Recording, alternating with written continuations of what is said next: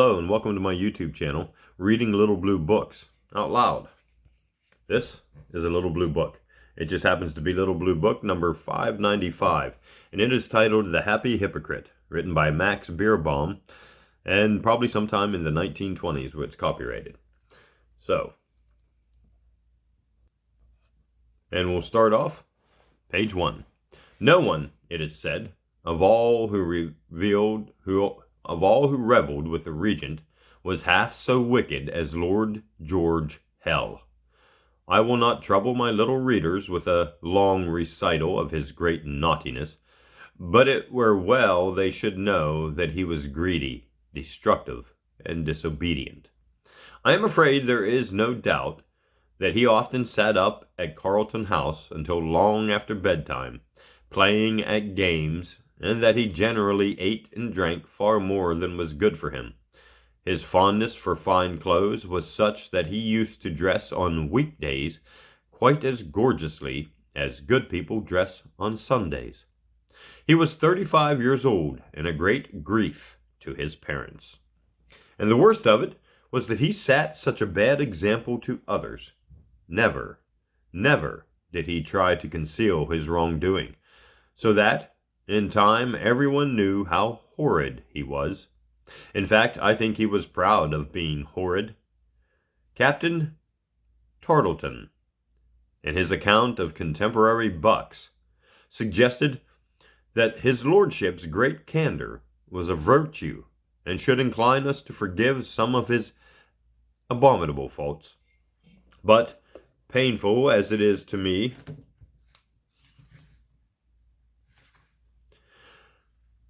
they saw him come. Oops, no. Is that it? Nope. As painful as it is to me to dissent from any opinion expressed by one who is now dead, I hold that candor is good only when it reveals good actions or good sentiments, and that when it reveals evil, itself is evil, even also. Lord George Hell did, at last, atone for all his faults, in a way that was never revealed to the world during his lifetime. The reason of his strange and sudden disappearance from that social sphere in which he had so long moved, and never moved again, I will unfold. My little readers will then, I think, acknowledge that any angry judgment they may have passed upon him must be reconsidered, and maybe withdrawn. I will leave his lordship in their hands, but my plea for him will not be based upon that candor of his, which some of his friends so much admired. There were, yes, some so weak and so wayward as to think it a fine thing to have an historic title and no scruples. Hence comes George Hell, they would say. How wicked my lord is looking. Noblesse oblige, you see, and so an aristocrat should be very careful of his good name. Anonymous naughtiness does little harm. It is pleasant to record that many persons were obnoxious to the magic of his title, and disapproved of him so strongly that, whenever he entered a room where they happened to be, they would make straight for the door and watch him very severely through the keyhole. Every morning when he strolled up Piccadilly, they crossed over to the other side in a compact body, leaving him to the companionship of his bad companions. So that which is still called the shady side, Lord George was quite indifferent to this demonstration. Indeed, he seemed wholly hardened, and when ladies gathered up their skirts as they passed him, he would lightly appraise their ankles. I am glad I never saw his lordship. They say he was rather like Caligula, with a dash of Sir John Falstaff, and that sometimes on wintry mornings in St. James Street young children would hush their prattle and cling in desolate terror to their nurses' skirts as they saw him come, that vast and fearful gentleman. With the east wind ruffling the rotund surface of his beaver, ruffling the fur about his neck and wrists, and striking the purple complexion of his cheeks to a still deeper purple. King Bogey, they called him in the nurseries. In the hours when they too were naughty, their nurses would predict his advent down the chimney or from the linen press, and then they always behaved. So that, you see, even the unrighteous are a power for good in the hands of nurses. It is true that his lordship was a non-smoker, a negative virtue, certainly, and due, even that, I fear, to the fashion of the day. But there the list of his good qualities came to an abrupt conclusion. He loved with an insatiable love the town and the pleasures of the town, whilst the ennobling influences of our English lakes were quite unknown to him. He used to boast that he had not seen a buttercup for 20 years, and once he called the country a fool's paradise. London was the only place marked on the map of his mind. London gave him all he wished for.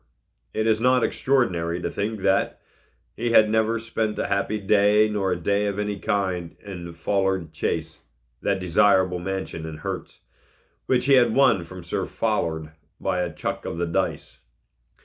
At Bodie's on his 17th birthday. Always cynical and unkind, he had refused to give the broken baronet his revenge. Always unkind and insolent, he had offered to install him in the lodge, an offer which was, after a little hesitation, accepted. Oh, my soul, the man's place is a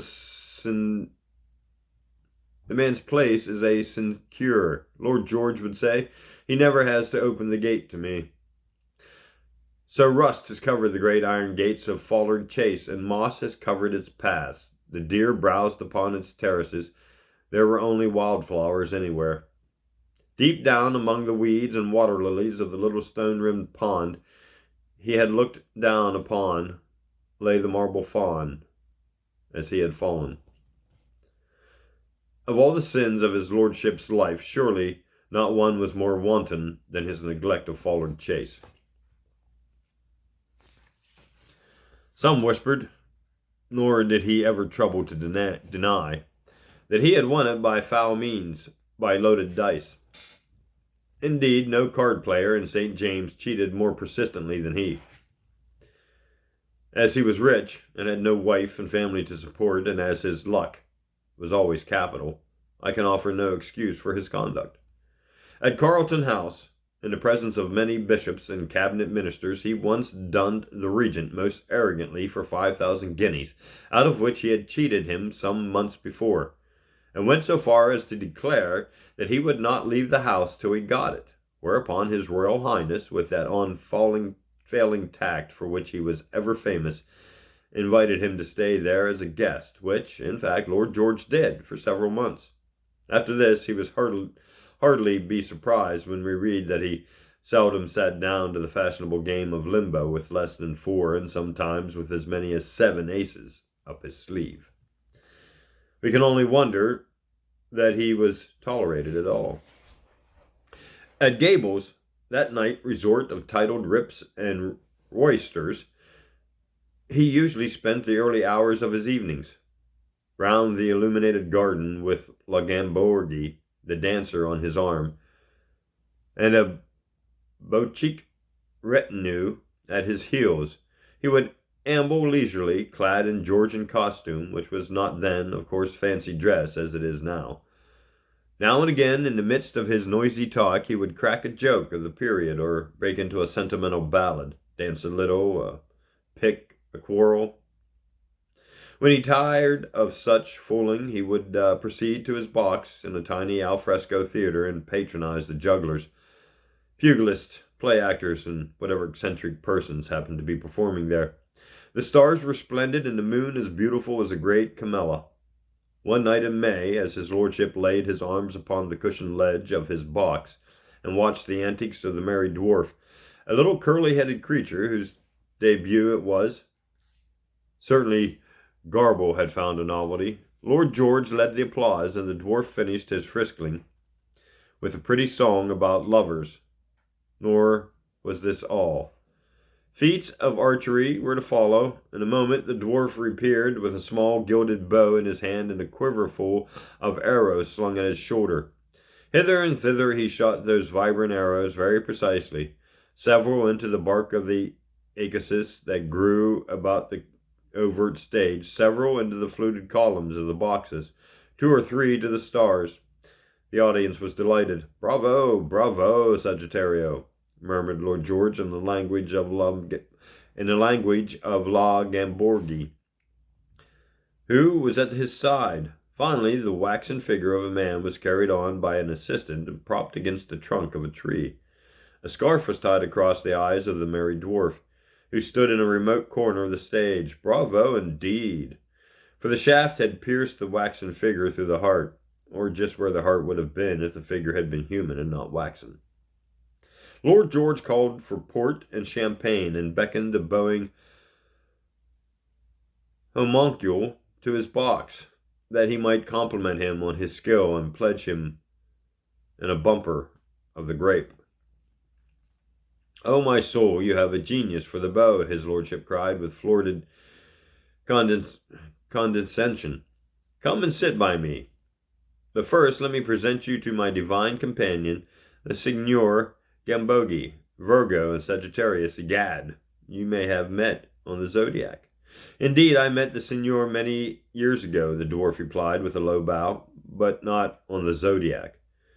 And the Signora perhaps forgets me."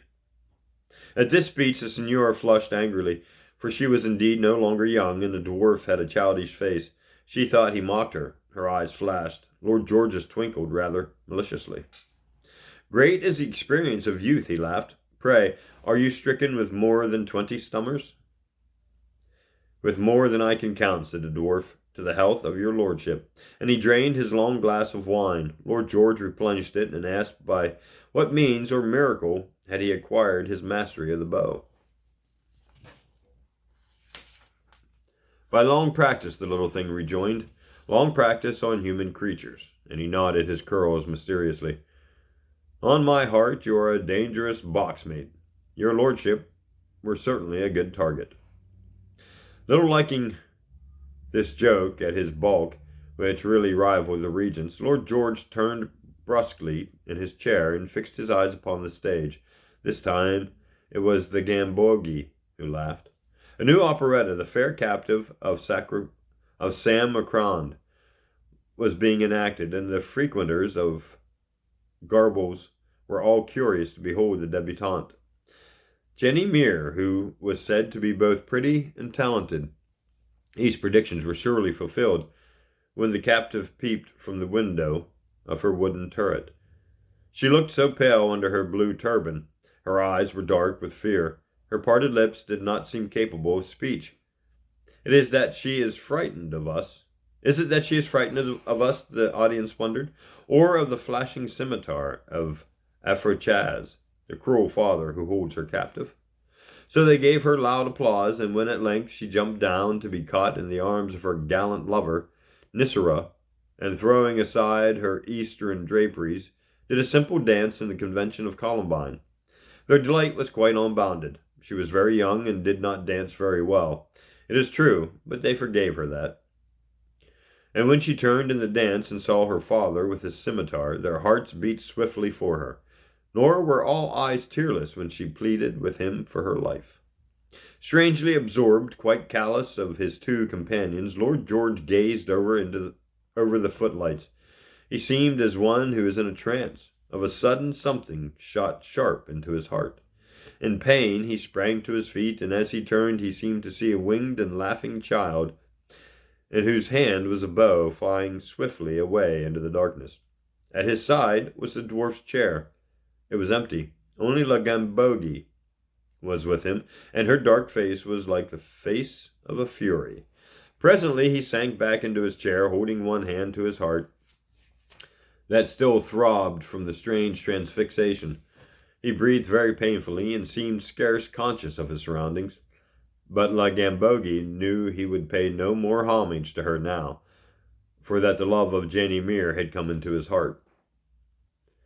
When the operette was over, his lovesick lordship snatched up his cloak and went away without one word to the lady at his side.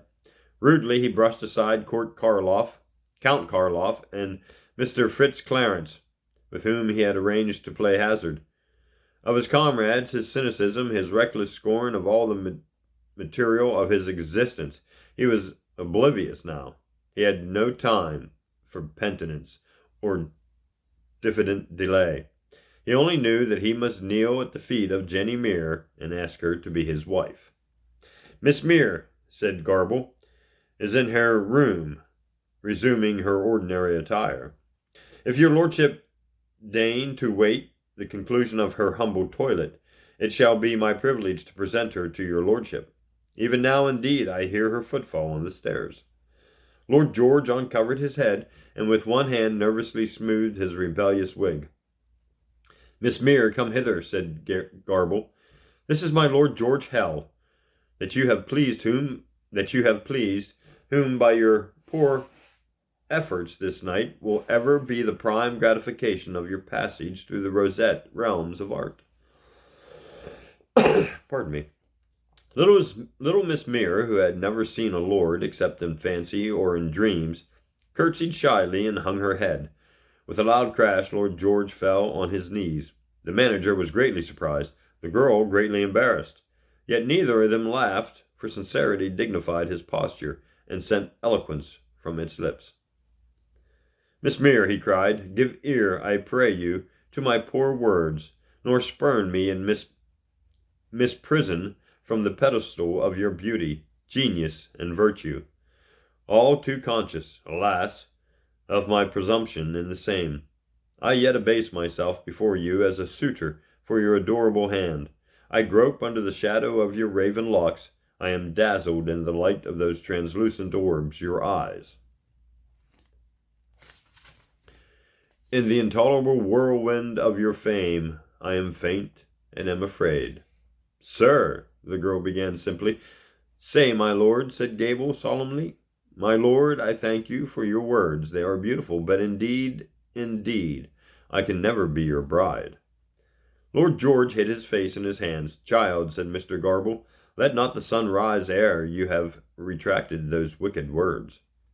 My wealth, my rank, my immeasurable love for you, I throw them at your feet," Lord George cried piteously.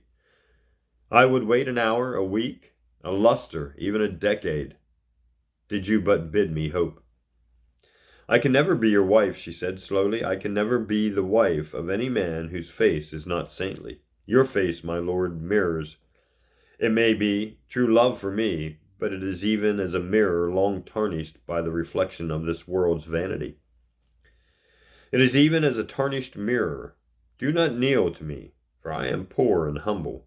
I was not made for such impetuous wooing. Kneel, if you please, to some greater, gayer lady.